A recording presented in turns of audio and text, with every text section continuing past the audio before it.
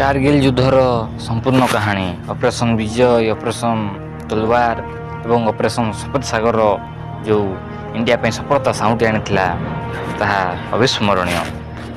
कारगिल शब्द शुणिले समस्त को मन पड़े से 18,000 फुट उपर होइतबा युद्धर कथा, पाकिस्तान सेनार धोका एवं सेनार षड्यंत्र को केमती चुरमार कर भारतीय सेना नहीं प्रतिशोधर कथा। 1969 मसीहा शीत दिने भारतीय बंकर गुड़िक खाली पड़ी देखि पाकिस्तान सेना पशि आसते भारत को कब्जा करते अनेक बंकर गुड़िक अनेक स्थान को साथी आनी आधुनिक अस्त्र शस्त्र यथा artillery, rocket launcher, air defence system और प्रबल गोरा बारूद। पाकिस्तान सेनार उद्देश्य थिला 1971 प्रतिशोध नापी 1971 जो युद्ध होता से युद्धर प्रतिशोध नापी और जम्मू काश्मीर को निज अख्तियार को नेबा सिमला राजीनामा को अकामी करदेवा पाकिस्तान मूल लक्ष्य। 2 मे 1969 पाकिस्तान इंडिया बॉर्डर पाखरे कारगिल जिलार छोट गाँ रुकुन ग्रामर जड़े अधिवासी नाम हूँ तासी नामग्याल।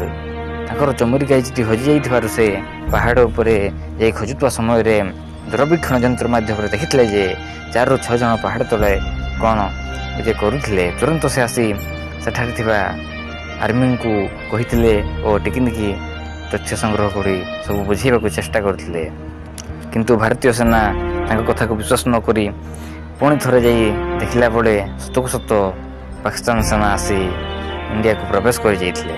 संगे संग पेट्रोलिंग व्यवस्था को अधिक कड़ाकड़ी करा जाइथिला।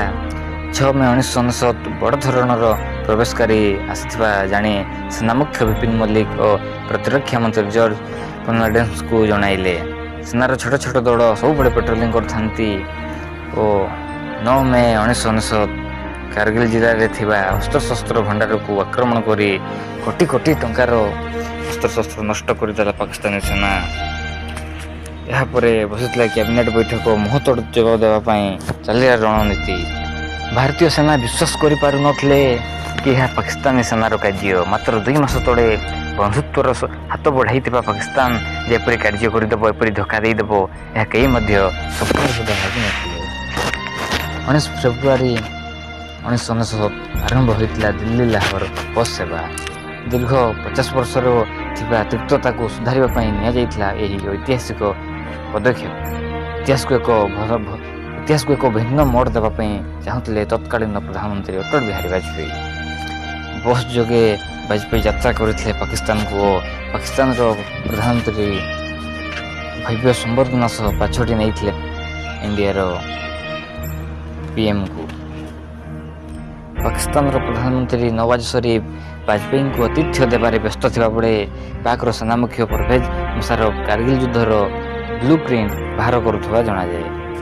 भारत प्रधानमंत्री को 21 तपर सलामी देइथिला पाकिस्तान, किंतु यह कहीं जान नथिले जे सलामी ही यही तप गुड़ी को से सजाड़ी रखुची कि कारगिल युद्ध पर। लाहौर राजीनामार प्राय 2 मास पर पाक सेनार उद्यम सामना को आसाला। यह जाना पर आश्चर्य हो जाता भारतीय सेना और भारतीय समस्त जनता। यापर सौरभ कालिया को नेतृत्व में 6 जणिया टीम सब बड़े से बॉर्डर रे पेट्रोलिंग करुवा बेले पाकिस्तानी सेनार आक्रमण शिकार होते और से आक्रमण में प्राय 6 जन बंदी हो जाते।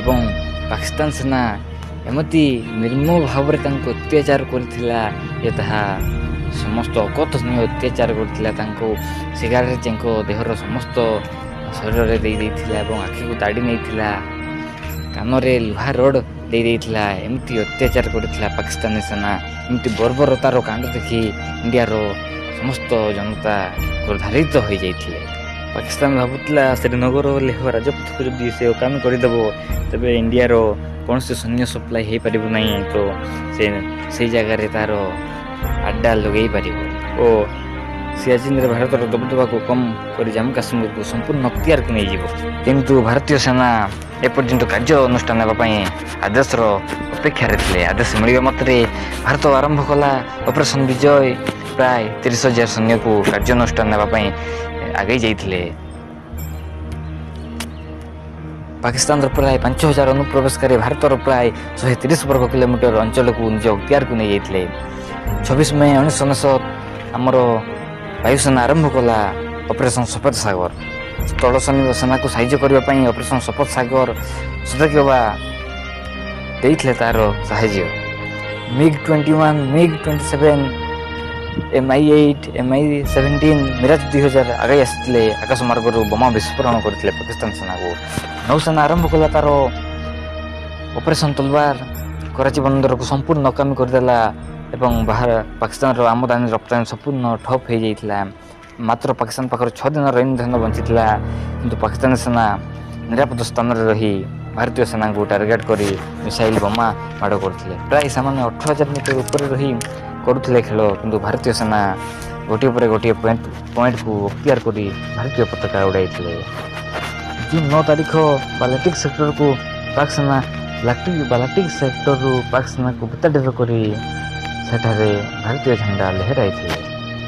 ପରଭେଜ ମୁଶାରଫଙ୍କ କଥାକୁ ସାର୍ବଜନୀନ କଲା ଭାରତ, ଫଳରେ ପାକିସ୍ତାନର ଚାଲ ସମସ୍ତଙ୍କୁ ଜଣାପଡ଼ିଗଲା। ଜୁନ୍ 13 ଦ୍ରାସ ସେକ୍ଟରରେ ଟଲେରିଂ ଶିଖରକୁ ଅକ୍ତିଆରକୁ କରିଥିଲା ଭାରତ।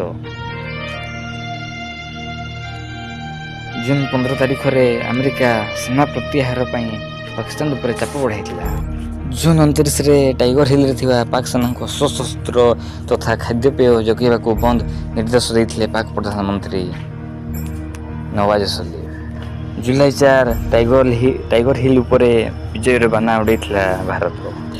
ଜୁଲାଇ 14 ବାଟାଲିକ୍ ସୁରଙ୍ଗକୁ ଅକ୍ତିଆରକୁ ନେଇଥିଲା ଭାରତ ଏବଂ ଜୁଲାଇ 14ରେ ଭାରତ ଘୋଷଣା କରିଥିଲା ଯେ ଅପରେସନ୍ ବିଜୟ, ଅପରେସନ୍ ସଫେଦ ସାଗର, ଅପରେସନ୍ ତଲବାର ସଫଳ ହୋଇଛି ତଥା ଜୁଲାଇ 26ରେ ଆନୁଷ୍ଠାନିକ ଭାବେ କାର୍ଗିଲ ଯୁଦ୍ଧର ପରିସମାପ୍ତି ଘଟିଥିଲା ଓ ପାକିସ୍ତାନ ବହୁତ ନୁକସାନ ହୋଇଥିଲା। ପ୍ରାୟ ଇଣ୍ଡିଆର 550 ଜଣ ଯବାନ ଶହୀଦ ହୋଇଥିଲେ ଓ ପାକିସ୍ତାନର ପ୍ରାୟ 1000 ସଂଖ୍ୟକ ସୈନ୍ୟ ଶହୀଦ ହୋଇଯାଇଥିଲେ।